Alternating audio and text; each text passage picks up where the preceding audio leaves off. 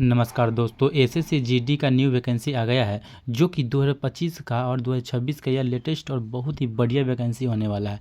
इसमें योग्यता, उम्र, साथ ही सिलेबस और कब से कब तक अप्लाई होने वाला है, सभी चीज़ की जानकारी आपको एक ही वीडियो में मिल जाएगी। यानी कि इस वीडियो के साथ आप लोग अंत तक बने रहें और आपको सभी की चीज़ की जानकारी मिल जाएगी। इसमें टोटल पोस्टों की संख्या 25,000 से भी ज़्यादा है, इसलिए यह मौका को गंवाना नहीं है और इस फॉर्म को जल्द से जल्द आप लोग भर देंगे तो ज़्यादा बेहतर होगा, क्योंकि इसमें क्वालिफिकेशन ओनली फॉर 10th पास रखा गया है और आप लोग सभी कोई इस फॉर्म के लिए एलिजिबल हैं और अप्लाई कर सकते हैं। तो आइए हम लोग फुल डिटेल्स को जानते हैं। तो फाइनली हम लोग एक न्यू पेज पर आ चुके हैं और यहाँ पे आप लोग साफ साफ देख सकते हैं एसएससी जीडी नोटिफिकेशन 2025 और 2026, यानी कि यहाँ पे साफ साफ लिखा हुआ है आवेदन करने की तिथि 1 दिसंबर 2025, यानी कि 1 दिसंबर से फॉर्म फिलअप होना स्टार्ट हो चुका है, जो कि आवेदन करने की अंतिम तिथि जो है ना 1 जनवरी 2026 तक रखी गई है।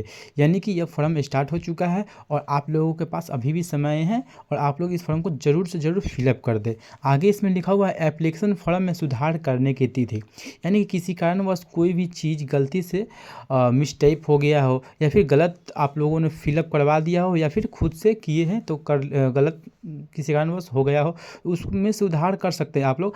8 से 10 जनवरी तक आप लोग उसमें सुधार कर सकते हैं, ठीक है, जो कि 2026 में, यानी कि फॉर्म फिलअप होने के बाद से आप लोगों का यह सुधार करने का समय दिया जाएगा 2 दिनों के लिए।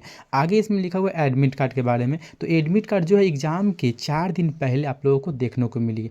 जब एग्ज़ाम होगा ना उसके जस्ट 4 दिन पहले आप लोगों को एडमिट कार्ड आ जाएगा आपके ईमेल पर, या फिर आप लोग अपने रजिस्ट्रेशन नंबर से आप लोग देख लीजिएगा और आप लोग अपने सेंटर के बारे में पता कर लीजिएगा कहाँ पे आपका सेंटर दिया हुआ है। और लास्ट में इसमें दिया हुआ है एग्ज़ाम जो है ना फरवरी से अप्रैल महीने के बीच में होगी, यानी कि फरवरी से आप लोगों का एग्ज़ाम स्टार्ट कर दिया जाएगा जो कि अप्रैल महीने के आसपास तक चलने वाली है, ठीक है। आइए आगे देखते हैं इसमें क्या क्या नोटिफिकेशन दिया हुआ है। आगे यहाँ पे साफ साफ लिखा हुआ है कुल वैकेंसी, यानी कि टोटल वैकेंसीज की संख्या, कुल पद की संख्या 25,487 होने वाली है, यानी कि 25,000 से भी ज़्यादा यह वैकेंसी आई है अभी, जो कि बहुत ही अच्छी बात है। और इस वैकेंसी में इंक्रीज भी हो सकता है, यानी कि बढ़ भी सकता है, ठीक है। यह कंफर्म नहीं है क्योंकि इसमें और भी बढ़ने की संभावना बताई जा रही है। आगे देखिए इसमें UR यानी कि अलग अलग कास्ट वाइज अलग अलग वैकेंसी दी गई है, यानी कि UR यानी कि 10,198 और आगे SC के लिए है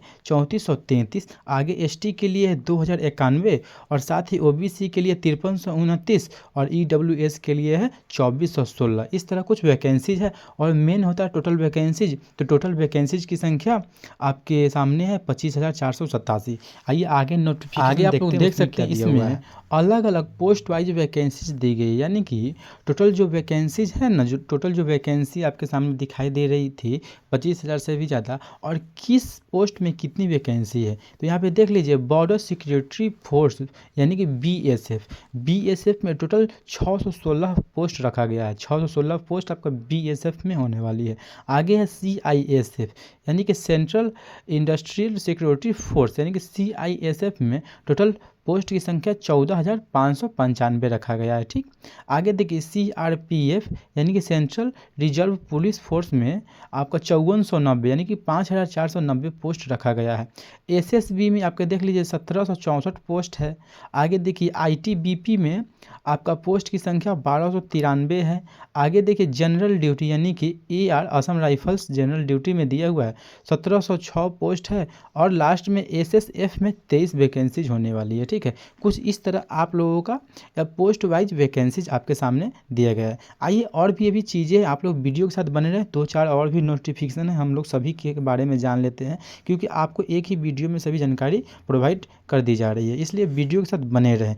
और आगे हम लोग देखते हैं क्या नोटिफिकेशन दिया हुआ है। आगे इसमें लिखा हुआ है कांस्टेबल यानी कि GD कांस्टेबल BSF यानी कि BSF CRPF CISF ITBP SSF SSB और राइफलमैन, यानी कि आगे इसमें लिखा हुआ है के लिए अप्लाई करने वाले कैंडिडेट को किसी भी मान्यता प्राप्त बोर्ड से 10वीं क्लास पास या उसके बराबर पास होना चाहिए, यानी कि मिनिमम आप 10th पास हैं किसी भी बोर्ड से भी, अब भारत के किसी भी यानी कि इंडिया यानी कि भारत के किसी भी बोर्ड से आप मैट्रिक पास कर लिए हैं, 10th पास कर लिए, तो आप इस फॉर्म के लिए एलिजिबल है और आप इस फॉर्म को भर सकते हैं। इसलिए आपका 10th पास होना अति आवश्यक है, ठीक है। अगर आप 10th पास हैं तो इस फॉर्म के लिए आप एलिजिबल है, भर सकते हैं। आइए आगे नोटिफिकेशन में देखते हैं क्या रहने वाली है। 18 से 23 यानी कि हम लोग अब उम्र सीमा के बारे में जानने वाले हैं, यानी कि आपकी उम्र क्या रहेगी तो आप इस फॉर्म के लिए एलिजिबल होने वाले हैं। ACCGD 2026 एग्ज़ाम के लिए एलिजिबल होने के लिए कैंडिडेट की उम्र कम से कम 18 से 23 के बीच होनी चाहिए। यानी कि अगर आपकी उम्र 18 साल से 23 साल के बीच में है तो आप इस फॉर्म के लिए एलिजिबल हैं और आप इस फॉर्म को अप्लाई कर सकते हैं, ठीक। कहने का अर्थ है कि इसमें बहुत सारे नियम भी होते हैं, यानी कि अगर आप अलग अलग कास्ट से हैं, यानी कि जैसे कि अगर आप SC ST से EWS से हैं तो आपको इसमें छूट भी मिलती है। अलग अलग कास्ट को 2 साल 4 साल 5 साल की छूट देखने को मिलती है। इसके लिए आप ऑफिशियल नोटिस पर जाकर अपना देख लेंगे आपको कै साल की छूट मिल रही है, ठीक है। आइए अगला जानते हैं। इसमें है जनरल मेल, यानी कि इसमें फ़ी जो जनरल मेल है ना उसमें 100 रुपये लगने वाला है, यानी कि आपका जो फ़ी है 100 रुपये लगने वाला है। और फीमेल के लिए SC ST के लिए आपको कोई फ़ी नहीं लगेगा। अगर आप लड़कियां हैं या फिर SC ST से बिलोंग करते हैं तो आपकी फ़ी नहीं लगने वाली है, बाकी सभी को फ़ी लगने वाली है 100 रुपया, ठीक है। तो कुछ इस प्रकार ये वैकेंसी होने वाली है। इस फॉर्म को आप लोग देख ले, समझ ले और इस फॉर्म को एक बार ज़रूर देकर एग्ज़ाम देकर देखे क्या होता है क्या नहीं, तैयारी कर जाए। और ऐसे ही वैकेंसीज से बारे में डिटेल्स यानी कि जॉब से रिलेटेड वीडियो मैं लाते रहता हूँ। आप लोग इस चैनल को सब्सक्राइब करें ताकि कोई भी वीडियो आए तो सबसे पहले आपको पता चल सके। तब फिर अगले वीडियो में